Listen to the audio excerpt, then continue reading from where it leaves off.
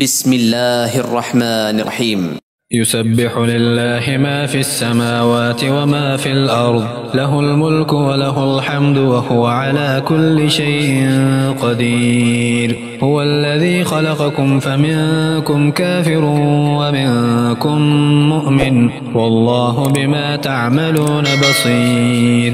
خلق السماوات والأرض بالحق وصوركم فأحسن صوركم وإليه المصير. يعلم ما في السماوات والأرض ويعلم ما تسرون وما تعلنون، والله عليم بذات الصدور. ألم يأتكم نبأ الذين كفروا من قبل فذاقوا وبال أمرهم ولهم عذاب أليم. ذلك بأنه كانت تأتيهم رسلهم بالبينات فقالوا أبشر يهدوننا فكفروا وتولوا واستغنى الله والله غني حميد. زعم الذين كفروا أن لن يبعثوا قل بلى وربي لتبعثن ثم لتنبؤن بما عملتم وذلك على الله يسير.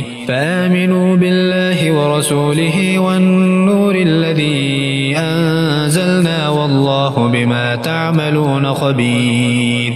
يوم يجمعكم ليوم الجمع ذلك يوم التغابن، ومن يؤمن بالله ويعمل صالحا يكفر عنه سيئاته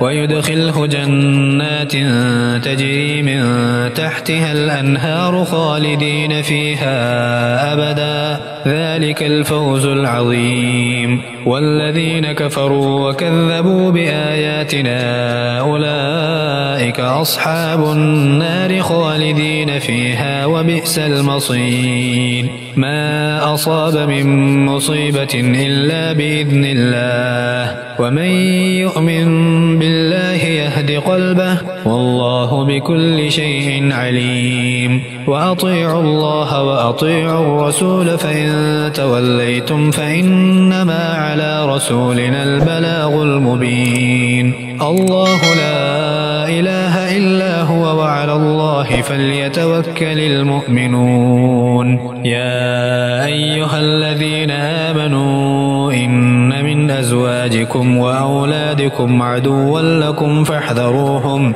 وإن تعفوا وتصفحوا وتغفروا فإن الله غفور رحيم. إنما أموالكم وأولادكم فتنة والله عنده أجر عظيم. فاتقوا الله ما استطعتم واسمعوا وأطيعوا وأنفقوا خيرا لأنفسكم، ومن يوق شح نفسه فأولئك هم المفلحون. إن تقرضوا الله قرضا حسنا يضاعفه لكم ويغفر لكم والله شكور حليم. عالم الغيب والشهادة العزيز الحكيم.